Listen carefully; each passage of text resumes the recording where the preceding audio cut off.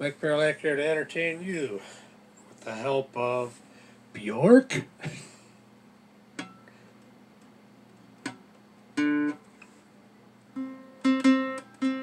Stand up.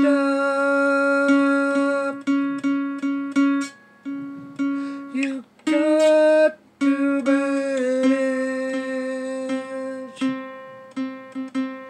I won't sympathize anymore. And if you complain once more, you'll meet an army of me.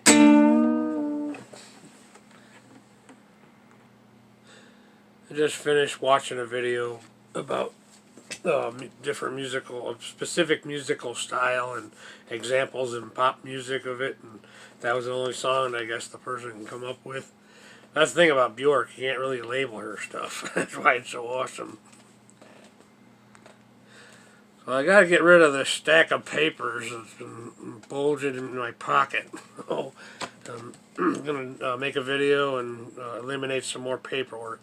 So I was watching a video from Alexander Grace. He's a YouTuber out of Australia, and he did a video recently about how the female of the species regret, but their regret does not stop them from doing regretful things. Modern feminists say, I do what I want to do, nothing matters, Big Daddy government will take care of me. And of course, it's all men's fault. And you know what? They're right. It is men's fault for not digging out a can of whoop-ass. Another thing that came to mind, I felt the need to write down on a piece of paper, is I will never sign a marriage license until the FBI is abolished, because the FBI is obsolete now. You know, Hoover's been dead for how long? So I won't sign a marriage license until the FBI is abolished and the IRS is de-weaponized. And I'll be dead before that happens, so I'll never be signing a marriage license. This was a video I was watching from M, and that's what made this come to mind. I was thinking, yeah, as soon as you become complacent in your involvement with a female, that complacency becomes the beginning of the end of any attraction she might have had for you as a man. And that's just a reflection of how pathetic female nature really is. Apparently fantasizing and role-playing in the bedroom isn't enough for them. They gotta have that self-destructive behavior. See, another note. Globalism will never work until individual countries and nations get it right within themselves. Sometimes I wish there were a more ideal leader. Maybe God, that would be the only one. But I wish there was a more ideal leader, to put my country first. But unfortunately, or fortunately, because I'm not God, Trump seems to be the only leader who puts America first, American people first, American workers first, and has proven over and over again by the results, his policies. And illegal immigration is big business for elites, political and Hollywood elites. Think about all these, people from Central America, Mexico, they risk all. Just check out a YouTube video that Candace Owen posted recently. Just one example of one woman's story of what these people risk to come here, because America's a terrible place according to the leftist losers.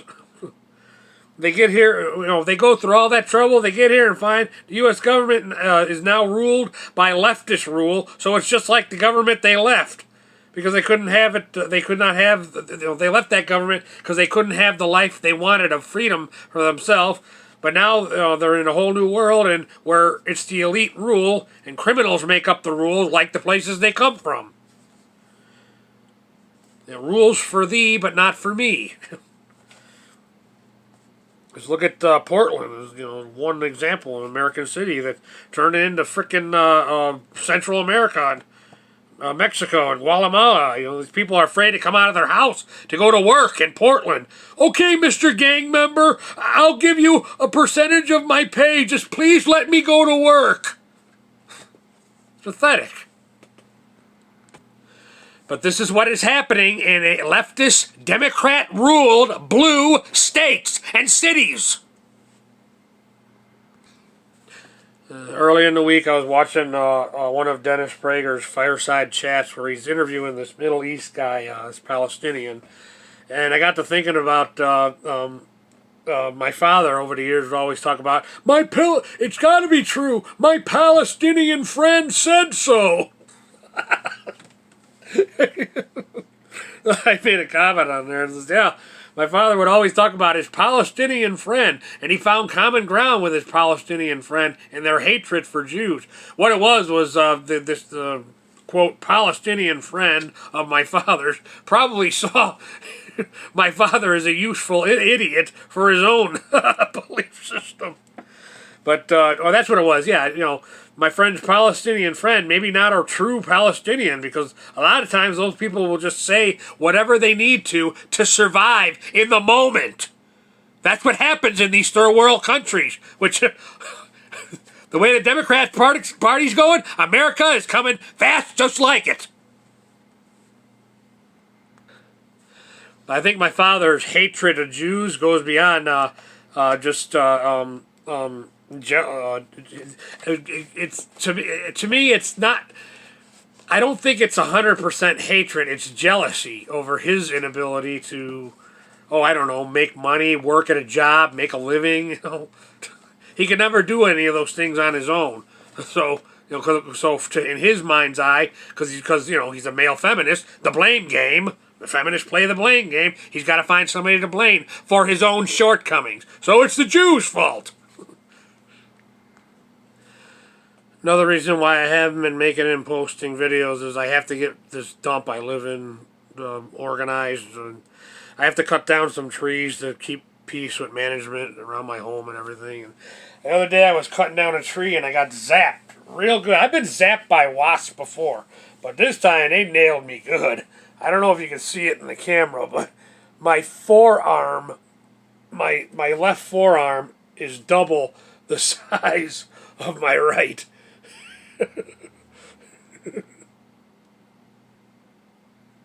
There you go. Maybe that'll work. But this last 2 days, this whole arm is literally blew up. I wish I could say it was muscle, but no, it's wasp chemicals. All right, I'll end on a comical note. I was trying to find an old SNL skit. I have it on VHS, homemade VHS from those tapes I made when I was a kid. But I decided to find it online for the convenience, and to my disappointment, I couldn't watch it. But it was an old one from '86 when Burger King was doing their campaign ad about Herb, the only man in America who's never had a Burger King Whopper. Randy Quaid, Cousin Eddie from Christmas Vacation, he played the guy, Herb, the only man in America who's never had a Burger King Whopper. I think Dennis Miller played the media spokesperson for the skit. The whole premise was that Herb had to give a press conference because he was getting so much negative publicity of being the only man in America who had never had a Burger King Whopper. So he sits down, he's in a wheelchair, apparently paralyzed for some unknown reason just yet. And he sits down and says, "Yes, I'm Herb, the only man in America who's never had a Burger King Whopper. I was training for a track. I think he was a runner or something. He says, I had trained hard for that race and had worked up quite an appetite. Afterwards, I was all done and I got my medal and everything. We went to a restaurant. In this case, a competitor of Burger King. I went there and ordered a fry, a large Coke, and a special cheeseburger. I had no problem with the fries and Cokes, but upon biting into the special cheeseburger, my body went into shock, leaving me paralyzed from the waist down. Come to find out later from the doctors that this was the direct reaction to the gluten that this particular restaurant establishment used to hold its hamburger meat together. It is for this reason and this reason alone that I have never had a Burger King Whopper. Because of my own fear of having one might prove fatal. No shit. I bear no ill feelings to the Burger King Corporation and understand they are involved in several charitable and worthy causes. I do stress, however, in the name of human decency, that I be spared any more negative publicity and be allowed to live out the remainder of my life in peace. And then it's used back to Dennis Miller. Or there you have it. Herb, the only man in America who's never had a Burger King Whopper.